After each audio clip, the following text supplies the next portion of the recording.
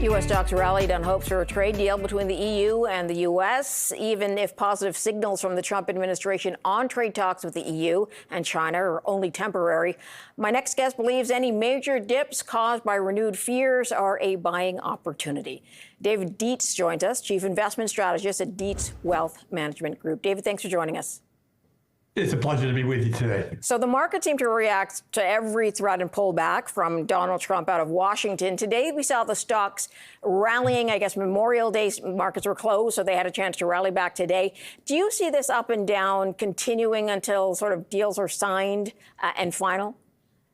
Yeah, absolutely. We're still in this period where I think the Trump administration is trying to use tariffs as a tool to extract all sorts of concessions. And as these negotiations progress, for example, late last week, he was concerned that the European talks weren't progressing fast enough. He immediately threw a 50% tariff onto the table. Then later on, after they made a call to Trump and said, no, we're back to the table, we're going to talk constructively quickly, he pulled back. So I think you're going to see this yin and yang continue. And of course, the market may be even more subject to it because we've really just about reached the end of the earnings season. It's been a great one. 95% of the stocks beat expectations, which have reported, and 78% have beaten expectations. It's been wonderful, but there's going to be a little bit of a news vacuum here, and so I think the trade talks will dominate. Okay, so let's talk about the buying opportunity that you have referred to. What does that look like? How much of a dip should people sort of be watching for before dipping in? Yeah, so certainly, what we're seeing here is an increasing conviction that there's actually, believe it or not, a Trump put under the market.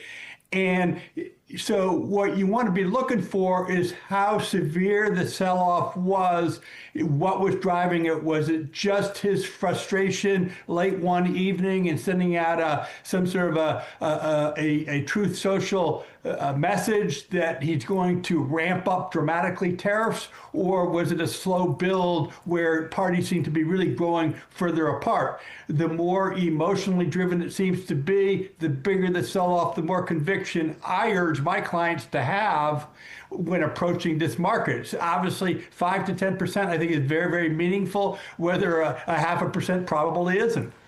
Okay, let's talk about the higher tariffs working through pricing. Do you expect to see prices to rise and companies passing that on to consumers?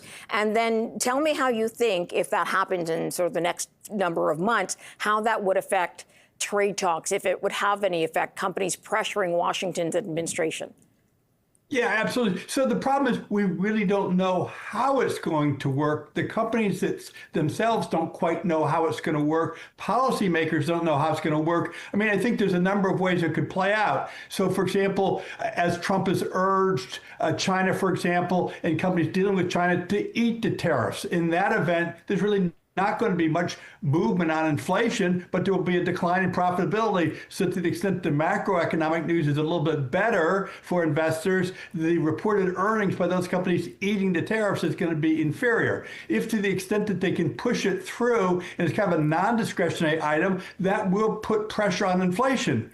But I urge people, based on my economic knowledge, to not necessarily say that's going to cause all inflation figures to skyrocket, because it's just like if the price of gas goes up, you're going to pay more on your way to the mall, but then you're going to spend less when you get to the mall. So the price of certain goods will go up, but there'll be less demand for others because the people have just a certain amount of money in their pocket. So it's really going to be interesting to see how it does play out. And of course, the other thing is, to what extent will this be long lasting, these tariffs?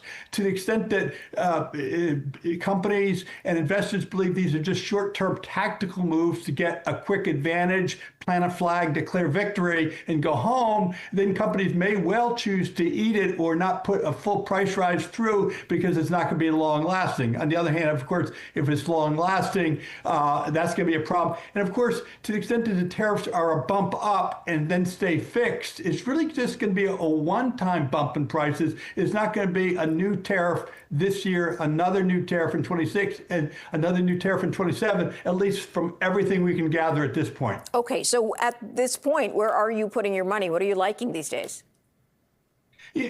So we're looking at areas which really have not participated in the snapback and are under their own cloud, but we think have good long-term prospects. I got to look at the healthcare area where you've got blue chips that are in the Dow, like Merck and United Healthcare, or have been in the Dow and are considered global giants in healthcare, are trading at multi-year lows, in some cases single-digit price-to-earnings ratios, with dividends that are 3, 4, 5 times what is available in the market. Companies like Merck and Pfizer. The one I'm studying today is United Healthcare. United Healthcare is down 60% from its recent high. No one likes healthcare these days because everyone feels they're charging too much. But the fact of the matter is we really can't live without it. It's a sprawling system that has its own momentum. And so we think that's an area which is not at nosebleed valuations, which do have long-term growth prospects that investors can continue to put money in with good prospects for long-term success. So, David, I know that United Healthcare has a huge footprint in the U.S. That being said, it also has some challenges. And I'm just wondering whether you're seeing past those challenges to get back to where it needs to be, or that's going to be a longer timeline. Well, I think it will be a longer term guideline. I think the catalyst for the current downturn, of course, was the bad publicity with the death of one of their employees, the allegations of charging too much and being unresponsive. Then, of course, they missed expectations earlier this year in terms of profits and revenues. That's the first time they had done that since 2008, which was why it's such a blue chip.